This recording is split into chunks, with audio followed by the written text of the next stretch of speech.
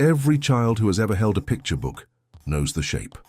A rounded wooden boat, cheerful and snub-nosed, with a giraffe craning its neck through a window and a pair of elephants crowding the deck. The water is calm, the sky is clearing, and the whole scene fits inside a nursery wall. It is one of the most recognized images in human history, and nearly everything about it is wrong. The vessel described in the 6th chapter of Genesis is not a charming houseboat. It is a 3-decked wooden hull measuring 300 cubits in length, 50 cubits in beam, and 30 cubits in height. Converted at the standard ancient cubit of 18 inches, that gives you a ship 450 feet long, 75 feet wide and 45 feet tall, longer than a football field and a half, wider than a 6-lane highway, taller than a 4-story building, with an internal volume of roughly 1.5 million cubic feet. To put that in modern terms, you could park 3 full-sized Boeing 747s nose to tail on the main deck and still have room to walk around them. If someone handed you the blueprint tomorrow and said build it, actually build it, plank by plank and frame by frame, using the tools and materials available in the ancient Near East, the project would demand more timber than most people have ever seen standing in one forest, more labor than a small city could spare, more waterproofing than a caravan could deliver in a season, and a construction window measured not in months, but in years stretching toward decades. The Ark is not a boat. It is the single largest wooden structure specified in any ancient text that survives, and the economics of making it real are staggering in ways the nursery version never hints at. Before a single tree falls, you need to understand what you are actually being asked to produce. The text specifies 3 decks, 1 door in the side, and a window of 1 cubit near the top. It says to coat the vessel inside and out with pitch. It does not specify a keel, a mast, rigging, or a rudder. This is not a sailing ship, but a floating container, a barge designed purely to stay afloat and preserve its cargo. That distinction matters enormously for the economics, because it simplifies the shipwright's challenge in one direction and makes it brutally harder in another. You do not need to shape a hydrodynamic hull, carve a bow to cut waves, or engineer a rig to catch wind. What you do need is a watertight wooden box, strong enough to survive open water conditions, at a scale where wood itself begins to fail. The largest wooden sailing vessels ever completed, the great treasure ships of the 15th century Chinese fleets and the 6-masted coal schooners of the early 20th century, topped out around 330 feet, and even those required iron reinforcement, and still leaked so badly that pumps ran around the clock. Your vessel is 120 feet longer than any of them, and you are building it without steel bolts, without steam-bent planking, without powered machinery, without a dry dock. You are building it with hand tools, animal labor, and whatever your region can supply in wood, rope, and resin. The first line on your ledger is not lumber.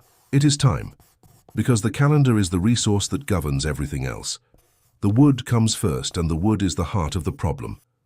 A vessel this size, built with solid timber frames, heavy planking, 3 internal decks, and structural cross-bracing sufficient to resist the racking forces of open water, would require somewhere between 3 and 4 million board feet of lumber. A board foot is a plank 1 foot long, 1 foot wide and 1 inch thick, a unit that sounds small until you multiply it by 3 million. The modern replica, built in the American Midwest as a tourist attraction, used approximately 3.3 million board feet, and that structure sits on concrete foundations and never touches water. A seagoing version would need heavier scantlings, thicker planks, deeper frames, more massive keelson timbers, so 4 million board feet is a conservative working number. Now translate that into trees. A mature cypress or oak, 60 to 80 feet tall, with a trunk 2 to 3 feet in diameter, yields roughly 300 to 500 board feet of usable sawn lumber, after you account for the taper, the sapwood you discard, the knots, the bark, and the waste from every cut. At 400 board feet per tree on average, 4 million board feet means 10,000 trees. Not saplings, not young growth, but mature timber trees that have been growing for 80 to 150 years each. If you walk into a dense, old-growth forest in the ancient Near East, a cedar stand in the Lebanese mountains, a cypress forest on the coastal hills, you might find 40 to 60 harvestable trees per acre. At 50 trees per acre, 10,000 trees means 200 acres of old-growth forest leveled to the stump. 200 acres is a square of land roughly a third of a mile on each side. Stand at one corner, and the opposite corner is a 15-minute walk away.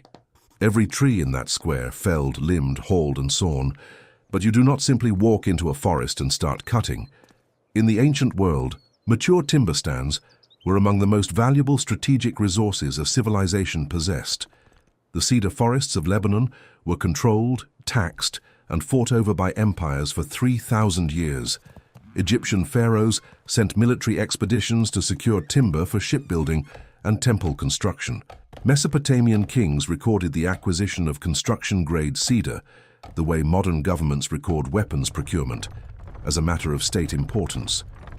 If you are building the Ark in the river valleys of the ancient Near East, the nearest large stands of suitable timber are in the mountains, 50 to 200 miles away, depending on your starting point. Every one of those 10,000 trees must be felled with bronze or early iron axes, a process that takes 2 experienced woodcutters the better part of a day for a single large trunk, then limbed, sectioned into transportable lengths, and dragged or floated to your construction site. Overland transport of heavy timber in the ancient world moved at roughly 10 to 15 miles a day using ox-drawn sledges or log rollers, with a team of 6 to 10 men and 2 to 4 oxen handling each major timber. On water, you could raft logs downstream considerably faster, but you need a river running in the right direction and a landing point near your build site. Either way, the transport alone, moving 10,000 logs across 50 or more miles of rough terrain, is a logistics operation that dwarfs the construction itself. At 10 logs per ox team per trip, assuming a week for each round trip, a fleet of 20 ox teams could deliver 200 logs per week. At that rate, moving all 10,000 logs takes 50 weeks, nearly a full year, and that is just the hauling, with no allowance for weather, broken axles, lame oxen, or the simple arithmetic of feeding 40 oxen and 200 men in the field for 12 months. Once the timber reaches your building site, it must be converted from round logs into flat planks, square beams and shaped frames. And here the economics become genuinely painful. In the ancient world, without a sawmill, without a bandsaw, without even a reliable 2-man pit saw for much of the period, the primary method of converting logs into planks was splitting with wedges and then hewing with adzes, striking away wood chip by chip until the surface was flat. A skilled adze worker could produce perhaps 30 to 50 board feet of finished planking per day, which means one man working alone would need 80,000 to over 130,000 man-days to process 4 million board feet.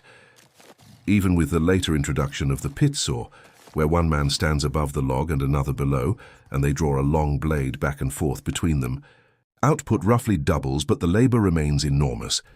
If you have 100 men dedicated solely to timber conversion, working 300 days a year, the sawing and hewing alone takes between 1.5 and 4.5 years.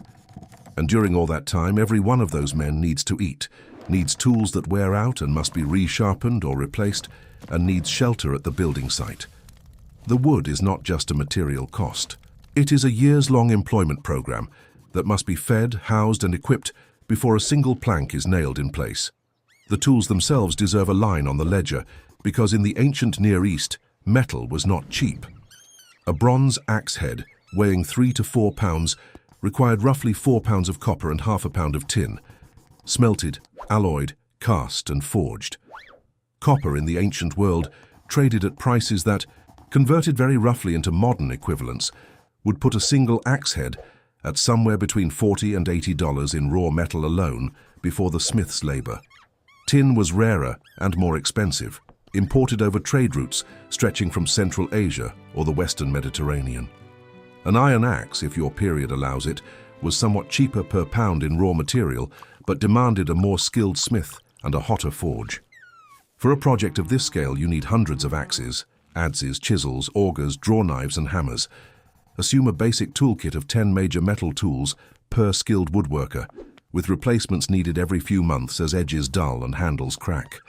For a workforce of 200 to 300 construction workers, not counting ox drivers, cooks, toolmakers, and general laborers, you are looking at an initial outlay of 2,000 to 3,000 metal tool heads, plus ongoing replacement stock of several hundred per year. The total metal consumed over a decade of construction could easily reach 15,000 to 20,000 pounds of bronze or iron.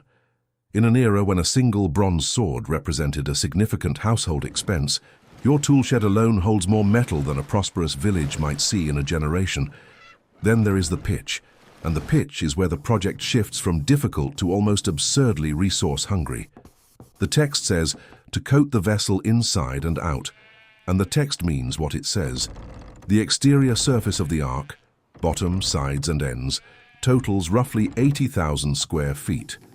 The interior, with 3 full decks, internal partition walls, and the inside surface of the hull, adds at least another 150,000 square feet.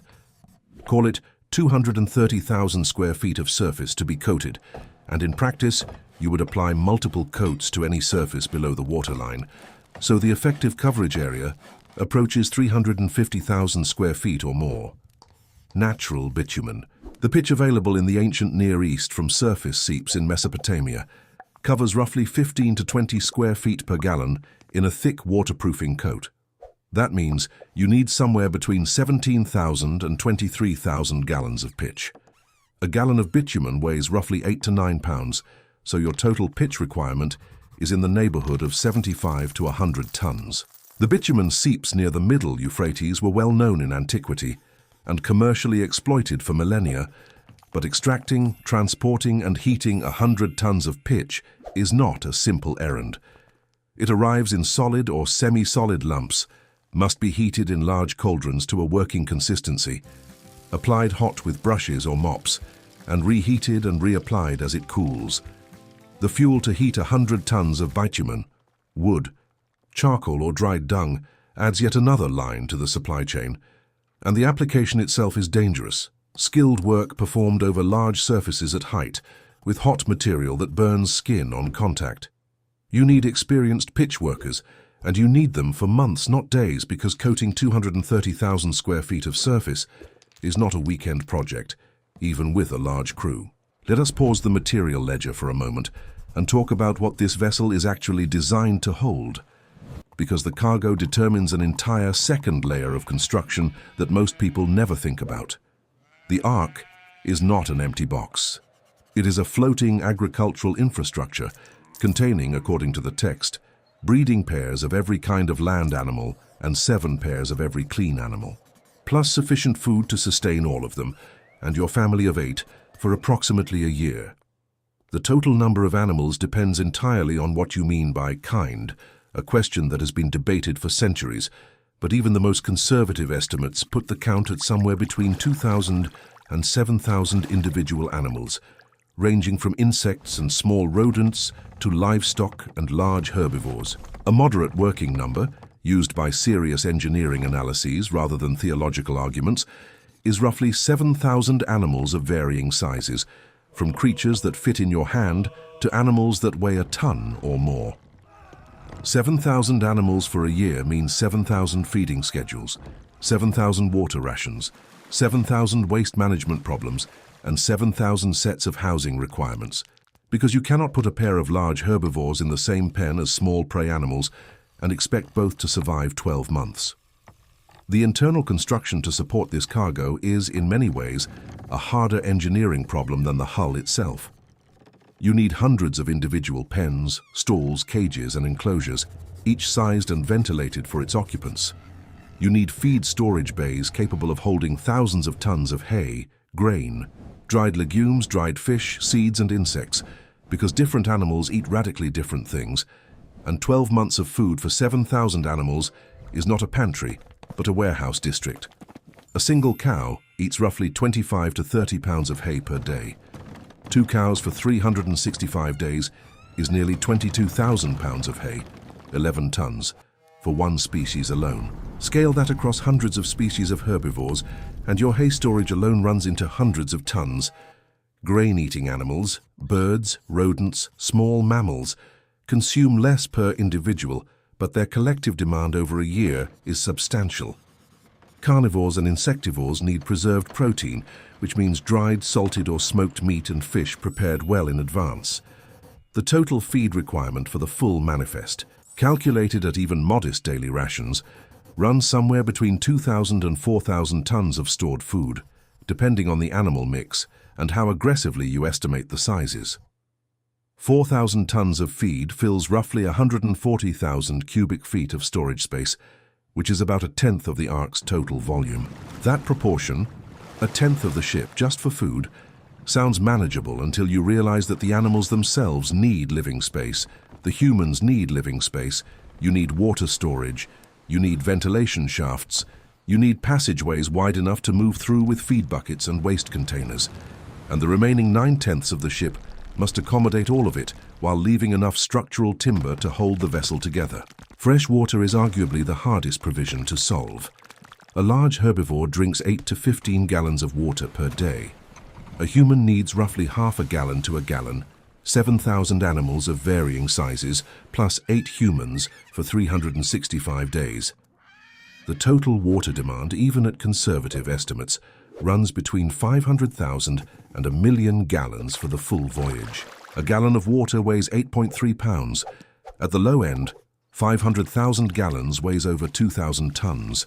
The Ark's total displacement, the maximum weight it can carry while still floating, based on its dimensions and an assumed draft of 15 cubits, has been estimated at roughly 22,000 to 25,000 long tons, depending on hull shape. The vessel itself, empty, would weigh somewhere around 3 to 5,000 tons. Add 4,000 tons of feed, 2,000 tons of water, 7,000 animals with a combined weight in the range of 1,000 to 3,000 tons, and the internal fittings, pens, decks and equipment at another 1,000 tons or so. And your total loaded weight is reaching 12 to 15,000 tons, which is within the vessel's theoretical capacity, but leaves the margins much thinner than they first appeared. Every ton of additional equipment, every extra pen, every surplus barrel of grain pushes you closer to a vessel that sits dangerously low in the water, and a vessel sitting low in heavy seas is a vessel taking waves over the gunwale, which brings us back to the pitch. Now consider the construction of the interior itself. 3 full decks spanning 450 feet by 75 feet means each deck has 33,750 square feet of floor area, and there are 3 of them, for a total of just over 100,000 square feet of deck space. Each deck must be supported by massive transverse beams, timbers running across the full 75-foot width of the hull, at intervals of roughly 2 to 3 feet, meaning each deck requires between 150 and 225 major crossbeams. These are not light joists. At 75 feet of unsupported span, a wooden beam must be enormously thick to avoid sagging under load, and in practice you would need intermediate support columns, a row or 2 of heavy posts running the length of the ship, to break the span into manageable lengths. The columns themselves must rest on the keelson and transmit load all the way down through the hull, which means the structural engineering of the interior is tightly coupled to the structural engineering of the shell. Change one, and you must change the other. The internal framing alone, deck beams, support columns, longitudinal stringers, partition walls for pens, ladder structures between decks, could easily consume a third of your total timber budget, meaning another 1 million board feet of wood beyond what the hull requires. The 10,000 trees you felled for the hull just became 13 or 14,000 trees. Who is doing all of this work? The labor question is where the economics of the Ark shift from impressive to nearly impossible for a single family. The text names 8 people: Noah, his wife, his 3 sons and their wives. 8 people. The project requires skilled shipwrights who understand how to shape and join heavy timbers, experienced woodcutters who can fell large trees safely and efficiently, ox drivers and teamsters for timber transport, pit sawyers for lumber conversion, blacksmiths to forge and maintain tools, pitch workers to heat and apply bitumen, rope makers for lashing and rigging, animal handlers who understand husbandry and enclosure design, and general laborers for the 1,000 tasks that keep a large construction site running: hauling water, preparing food, clearing waste, stacking materials, digging foundations for the building slipway. A realistic estimate for the active workforce on a project of this scale based on comparisons with large ancient construction projects like palace complexes and major temple builds, falls between 200 and 400 workers at peak activity, with a broader support network of families, cooks, toolmakers, and suppliers pushing the total community to perhaps 1,000 people. If only 8 people are available, and they possess all the necessary skills, which is itself an extraordinary assumption, then the construction timeline stretches from the manageable range of 7 to 12 years with a full workforce to something approaching 75 to 100 years with 8. A century of construction introduces its own cascading economic problems. Tools wear out and must be replaced dozens of times over. The earliest timbers felled and placed begin to age, weather and rot, before the final timbers are even cut. The builders themselves age. The first planks laid, when Noah is a young man, are old wood by the time the last plank goes on, and old wood is weak wood, especially in a structure that must survive immersion. The labor cost, whether measured in the ancient economy's terms or translated into modern equivalents, is the single largest line item on the entire project. In the ancient Near East, a skilled construction worker earned roughly 1 to 2 shekels of silver per month, with a shekel weighing approximately 11 grams. An unskilled laborer earned perhaps half a shekel. If you employ 300 workers at an average rate of 1 shekel per month for 10 years of construction, the total wage bill is 36,000 shekels, about 870 pounds of silver. In an era when a comfortable house could be purchased for 2 to 5 shekels and a healthy ox cost 10 to 15 shekels, 870 pounds of silver represents a staggering fortune, roughly the annual tax revenue of a prosperous small kingdom. And that is just the wages. You must also feed those workers. A laborer doing heavy physical work needs roughly 2 to 3 pounds of grain per day, plus oil, onions, beer, and occasional meat. At 2.5 pounds of grain per worker per day, 300 workers consume 750 pounds of grain daily, over 136 tons per year. Over a 10-year build, you need more than 1,300 tons of grain just to feed the workforce, plus the land to grow it, or the trade goods to buy it. You are not just running a shipyard, you are running a small economy with agricultural supply lines, granaries, kitchens, housing, and a social structure complex enough to keep hundreds of people working in coordination for a decade. What is the revenue? In a conventional operation, this is where the money starts flowing back. The Ark has no customers, no cargo fees, no trade goods to sell at the destination. There is no destination. The entire economic model of this project is a single binary outcome. Either the flood comes, and the Ark preserves the breeding stock of every land animal on Earth plus 8 human beings, or the flood does not come and you have spent the equivalent of a kingdom's treasury on the largest useless wooden box ever built. There is no partial return, no secondary market for a used Ark, no insurance policy to recover costs if the vessel proves unnecessary.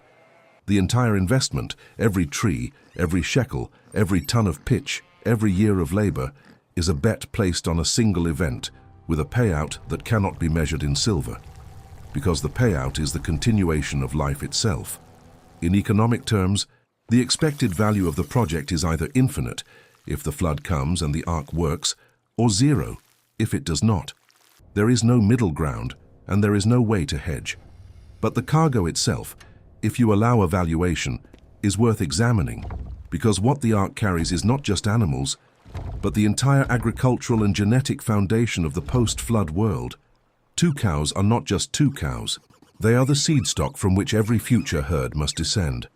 2 sheep are the origin of every future flock, every future wool garment, every future lamb shank. 7 pairs of clean animals, the ones permitted for sacrifice and food, carry even more weight, because they must reproduce fast enough to sustain both ritual use and breeding stock in the immediate aftermath of landing. In the ancient Near East, a breeding pair of cattle was worth 20 to 30 shekels of silver, a pair of sheep worth 4 to 6, a pair of goats 3 to 5. If you value the clean animals at 7 pairs each and the unclean at 1 pair each, even a modest manifest of a few hundred species represents a cargo valued in the tens of thousands of shekels, a fortune in livestock that exceeds the wealth of most ancient city-states. And that is the valuation at normal market prices when other herds exist. In the post-flood world, where these are the only animals left alive, their value is not computable. They are not worth a price. They are worth everything. The seeds and plant stocks aboard are equally critical and equally difficult to preserve. Grain can be stored for 1 to 3 years if kept dry, cool and free of insects, conditions that are extremely hard to guarantee inside a wooden vessel pitched on open water for 12 months. Legumes store somewhat longer. Seeds of fruit trees and vegetable crops must be kept viable, which means controlled moisture and temperature. The agricultural knowledge needed to maintain this living library for a year in a dark, damp, rocking wooden hold is not trivial. One batch of grain that goes moldy, one sack of barley that sprouts prematurely in the humidity, and you have lost not a sack of barley but the future of barley. The responsibility is less like farming and more like running a genetic preservation bank with Bronze Age technology. And the economic value of success is, once again, not a number, but the precondition for every number that will ever exist afterward. Let us return to the construction site and count the costs that pile on top of the raw materials. The building slipway itself is a significant piece of infrastructure. You need a level surface at least 500 feet long and 100 feet wide, over 50,000 square feet, graded, compacted and reinforced to support a structure that will weigh several thousand tons during construction. In a river valley, this means either finding a natural terrace of sufficient size and firmness or building one, which involves earth moving on a scale that is itself a major project. The slipway must slope gently toward the water or toward the place where the water will arrive, so the finished vessel can be launched. Launching a 22,000-ton wooden vessel is not a casual event. Ancient shipbuilders launched much smaller vessels using greased wooden rails, rollers, and massive coordinated labor, and the process sometimes failed spectacularly, with ships sticking, tilting, or breaking apart under their own weight. At the Ark's scale, the launch is an engineering problem that has no ancient precedent. The closest comparison might be the construction of large ancient monuments, where multi-thousand-ton stone structures were assembled in place, with no need to move the finished product. You must solve the launch problem before you start building, because the vessel's position on the slipway determines the orientation of every structural member. Rope is another cost that accumulates quietly and relentlessly. Every joint that is not pegged or nailed must be lashed. The internal structure requires thousands of lashing points, pens secured to deck beams, partitions tied to frames, storage containers fastened against rolling. In the ancient Near East, rope was made from palm fiber, flax or animal sinew, all of which required raw materials, labor to process and skilled hands to twist or braid. A single large coil of palm fiber rope, 30 to 50 feet long and an inch in diameter, represented a day or more of a rope maker's work. The total rope requirement for a project of this scale, structural lashing, pen construction, cargo securing, rigging for any block and tackle systems used during construction, could easily run to several miles. Miles of rope made by hand, from fibers that must be harvested, dried, combed and twisted. Add the rope makers to your workforce, add their fiber supply to your procurement list, and add another few months to the schedule. Ventilation is a problem that sounds minor until you calculate the biology. 7,000 animals in an enclosed wooden space produce carbon dioxide, methane, ammonia, and heat. A single cow produces roughly 200 to 400 liters of methane per day. Even a few hundred medium to large herbivores in a closed hold would create an atmosphere that becomes toxic within hours without active air exchange. The text mentions a window of 1 cubit, 18 inches, near the top of the vessel, which provides some natural draft, but a single 18-inch opening on a vessel with 1.5 million cubic feet of interior space is spectacularly insufficient for the ventilation load. In practice, you would need a network of air channels, ducts and shafts running from the lower decks up through the hull, designed to create convective airflow even when external conditions are not cooperative. This is not speculative. It is a basic requirement for any large-scale animal housing, ancient or modern. The construction of these ventilation systems adds complexity to the internal framing, requires additional timber, and demands a level of environmental engineering that is easy to overlook when you are focused on the hull, but impossible to survive without once the animals are aboard. Waste management aboard the Ark is, in purely economic terms, a labor sink of extraordinary depth. 7,000 animals produce waste in proportion to their food intake, and what goes in must come out. A single cow produces roughly 65 to 80 pounds of manure per day. Even if large herbivores represent only a fraction of the total animal count, the aggregate daily waste output from 7,000 animals of all sizes could easily reach several tons. Over 365 days, that is well over 1,000 tons of waste that must be collected, transported through narrow passageways and disposed of, presumably shoveled out through ports or the side door and dropped into the water. The labor required to muck out thousands of pens daily for a year, with a crew of 8 people, is physically crushing.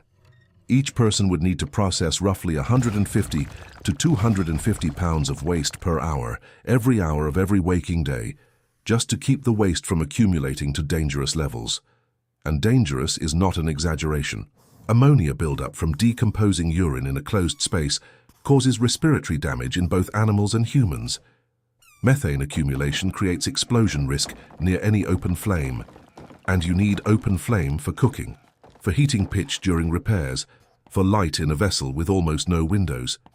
The waste problem is not a footnote. It is, pound for pound, one of the largest ongoing operational costs of the entire voyage. Now step back and look at the total bill. The timber, 10 to 14,000 mature trees felled, transported, sawn and shaped, represents a raw material cost that in modern lumber prices of roughly $400 to $600 per thousand board feet would run between $1.6 and $2.4 million in wood alone. The labor, 200 to 400 workers for 7 to 12 years, or 8 people for the better part of a century, represents, at even modest ancient wages, a total payroll equivalent to the annual output of a prosperous agricultural district for a decade. The pitch, 75 to 100 tons of natural bitumen, gathered, transported and heated, adds another significant material cost, equivalent in the ancient economy to perhaps 1,000 to 2,000 shekels of silver, or the price of 100 healthy oxen.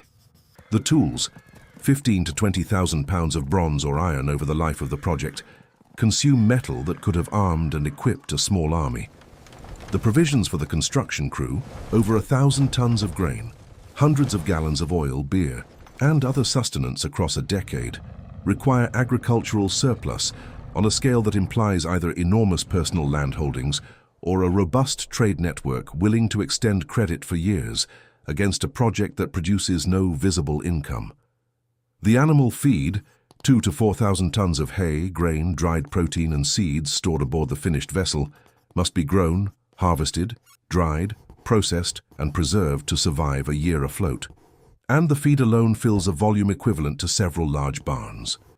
When you total the entire project, materials, labor, tools, provisions, animal cargo, internal construction, pitch, rope, ventilation, waste management infrastructure, and the building slipway itself, a credible modern equivalent cost estimate falls somewhere between $60 and $100 million, and the higher end of that range is not unreasonable, given that the modern replica, which does not float and houses no animals, cost over $100 million to complete with power tools, trucked-in lumber, and a professional construction crew.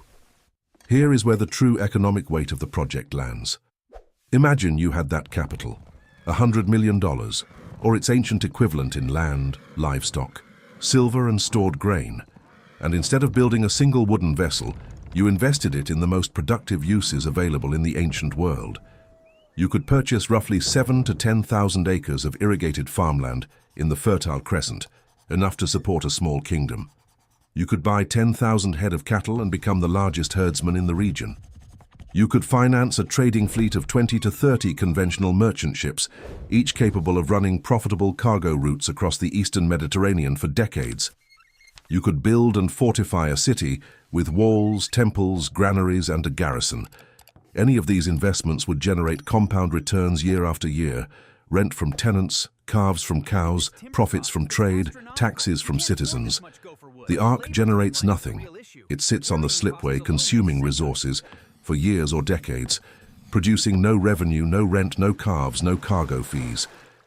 The opportunity cost, what the same capital would have earned in any productive alternative, is the invisible but very real additional price you pay for building it. If you assume a modest 5% annual return on invested capital in the ancient world, a $100 million equivalent investment earns $5 million per year.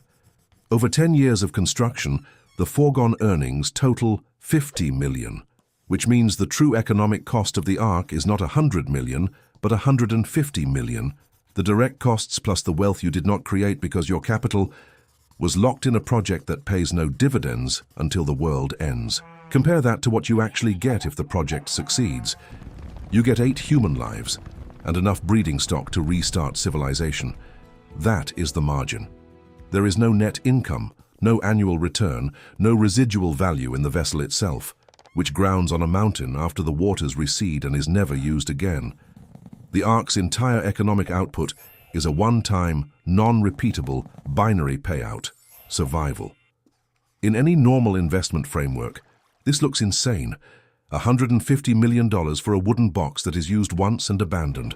No financial advisor in any era would approve this allocation. The entire project only makes sense if the flood is a certainty, not a risk, not a probability, but an absolute guarantee from a source the builder trusts completely.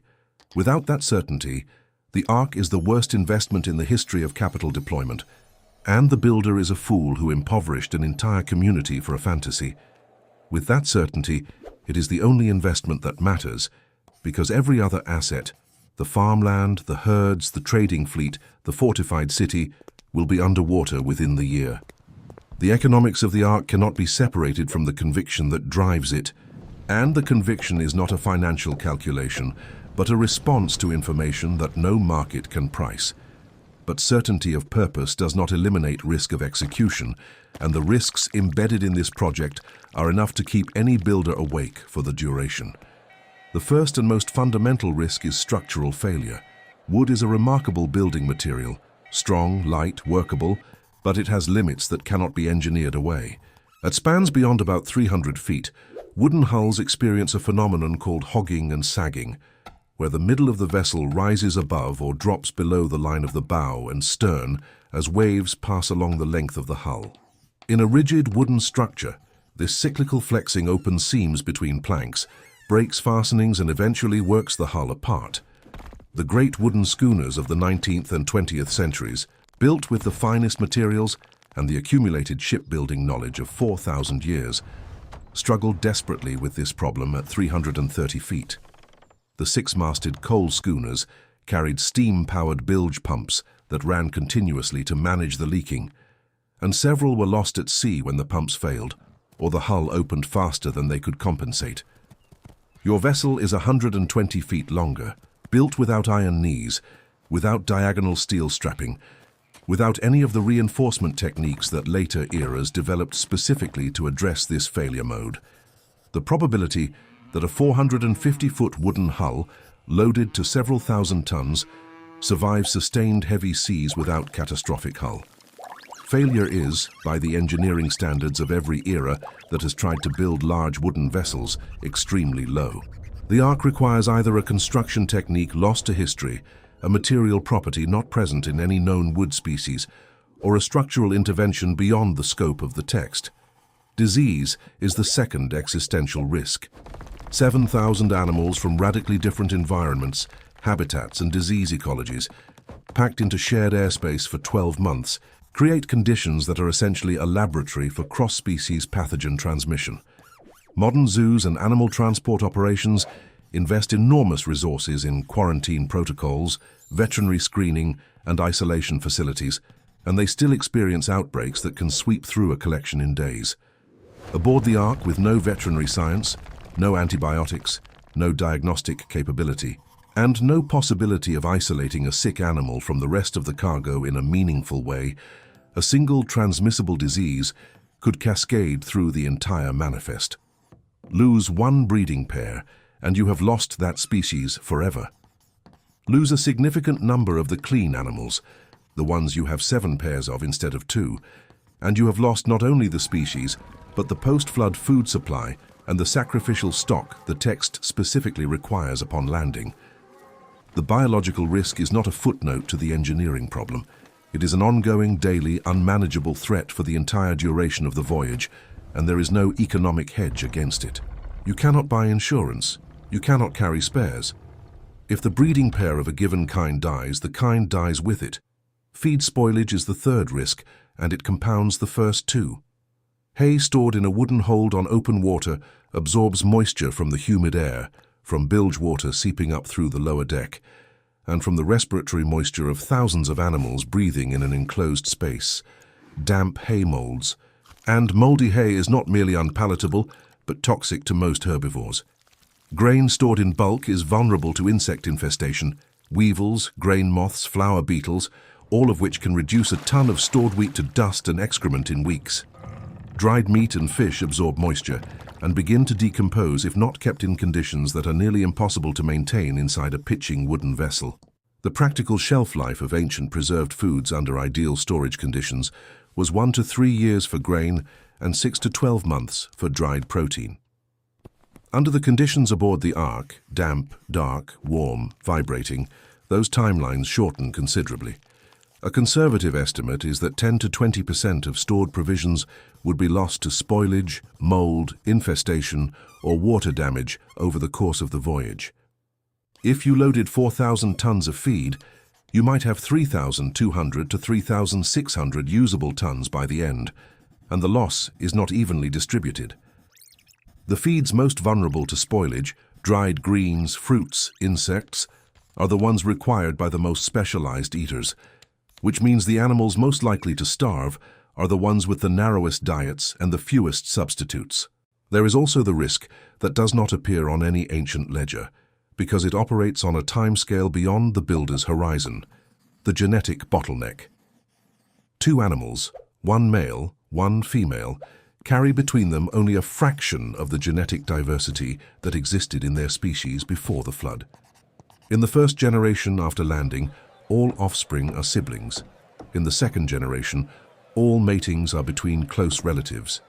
The genetic consequences of this bottleneck, reduced immune diversity, increased vulnerability to disease, accumulation of harmful recessive traits, would begin to manifest within a few generations and could drive a species to extinction even after it was successfully preserved through the flood.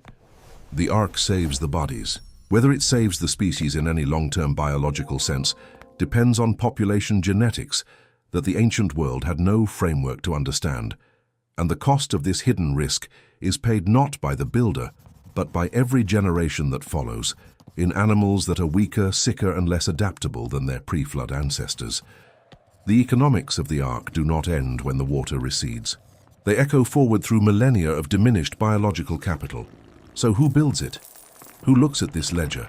10 to 14,000 trees, hundreds of tons of pitch, decades of labor, 100 million in capital, structural risks that no wooden vessel has ever survived at this scale, biological risks that no quarantine can manage, spoilage rates that threaten the entire food supply, and says, yes, I will do this. The answer the text gives is one man, acting on a direct instruction from a source he trusts absolutely, in a world where no one around him believes the instruction is real. The economics of the Ark are, in the end, the economics of a conviction so total that it overrides every rational objection the ledger can produce. Noah does not build the Ark because the numbers work. He builds it because the numbers are irrelevant to the decision. The flood is coming. The only question is whether the vessel will be ready when it arrives.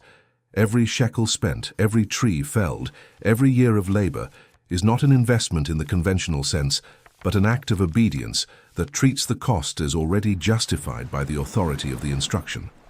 In modern terms, this is not an entrepreneur calculating risk-adjusted returns. This is a man who's been told the building is on fire and is carrying his family down the stairs, while everyone else in the lobby insists the alarm is false. And that is what makes the Ark's economics unlike anything else in the ancient world or the modern one. Every other large construction project in human history, the pyramids, the great temples, the cathedrals, the canal systems, was built by institutions with ongoing revenue, by states that could tax, by churches that could tithe, by empires that could command labor. The Ark, as described, is built by a single family unit with no institutional backing, no taxation authority, no standing army of conscript workers, no revenue stream to fund the construction. The text implies divine provision, but the text also implies physical construction with physical materials in physical time.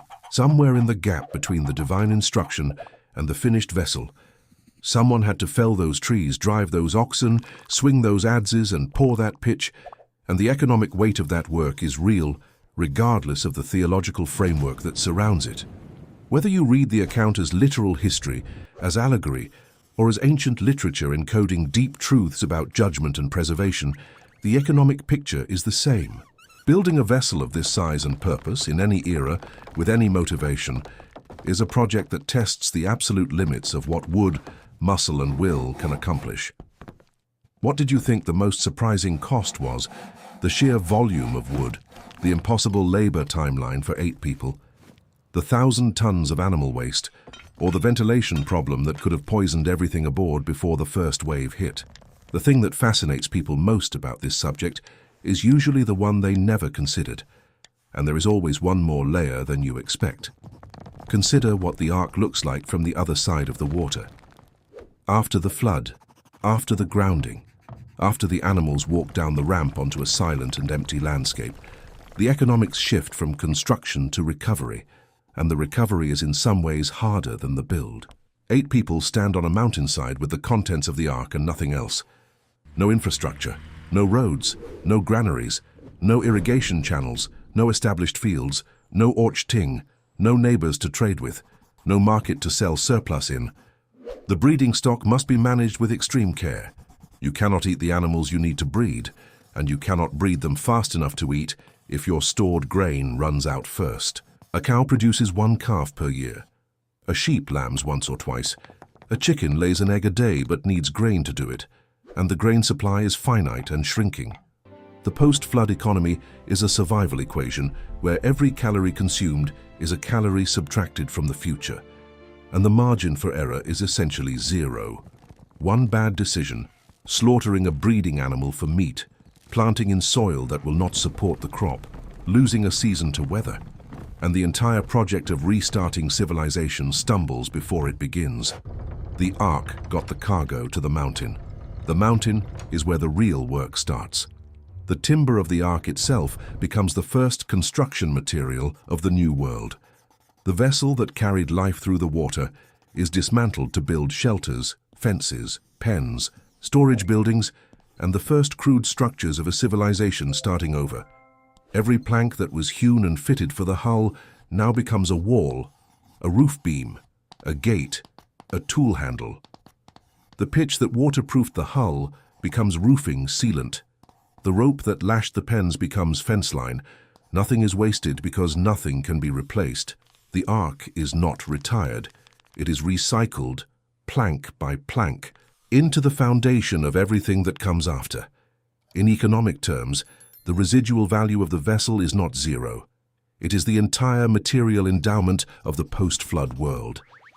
The most expensive construction project in human history becomes the most valuable salvage operation in human history, and the same wood serves both.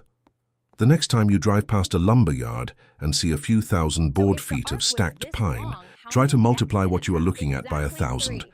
10,000 trees, each older than your grandparents, stacked and sawn and fitted into a vessel that would dwarf the building you are sitting in. Then imagine doing it with hand tools, no electricity, no trucks, no cranes, and a workforce that might be as small as your own household. Then imagine loading it with every animal you have ever seen and a year's supply of food for all of them. Then imagine sealing the door and waiting. That is the Ark. Not a children's toy, not a theological abstraction, but a construction project so vast and so strange that the economics alone take your breath away, whether you read it as history, as parable, or as the most ambitious building specification any ancient author ever committed to text. The numbers do not care what you believe. They simply show you what it would take. If breakdowns like this, the kind that take something you thought you understood and show you the ledger underneath, are what you come here for, subscribe, so the next one lands in your feed without you having to hunt for it. And if you know someone who has never thought about what it would actually take to build a 450-foot wooden ship with Bronze Age tools, send them this video. It is exactly the kind of thing that starts a conversation that goes on for hours.